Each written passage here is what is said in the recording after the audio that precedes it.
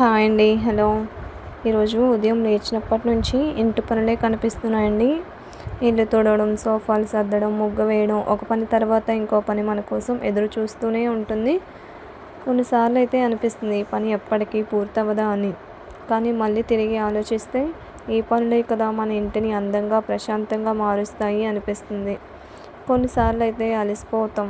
కొన్నిసార్లు అయితే వదిలేయాలని అనిపిస్తుంది. కానీ కొంచెం కొంచెంగా నెమ్మదిగా మొదలుపెడితే తెలియకుండానే అయిపోతాయి కదా అనిపిస్తుంది. మనం భారంగా, టెన్షన్‌గా మొదలుపెడితే మాత్రం ఆ పని చాలా పెద్దదిగా అనిపిస్తుంది కదండీ! ఇంట్లో పనిచేసే ఆడవాళ్ళ గురించి చాలామంది ఇంట్లోనే ఉంటావు కదా! ఏం చేస్తావు? మార్నింగ్ నుంచి ఈవినింగ్ వరకు అంటారు. కానీ ఇంట్లో ఉండే ఆడవాళ్ళకే తెలుసు కదండీ! ఒకరోజు పూర్తయ్యేలోపు వాళ్ళకి ఎన్ని పనులు, ఎన్ని ఆలోచనలు ఉంటాయో, ఫ్యామిలీ గురించి ఎంత ఆలోచిస్తామో అని. అయినా సరే రోజు చివరికి వచ్చేసరికి ఇంట్లో వాళ్ళందరూ నవ్వుతూ ఉంటే అదే మనకి వచ్చే జీతంలాగా అనిపిస్తుంది కదండీ! నాకైతే అలానే అనిపిస్తుందండి. అందుకే నేను ప్రతిరోజు హడావిడి లేకుండా నా పని నేను పూర్తి చేసుకుంటాను. నా రోజు నేను ఆస్వాదిస్తానండి. ఇదే కదండీ మన ఇంటి ప్రపంచం.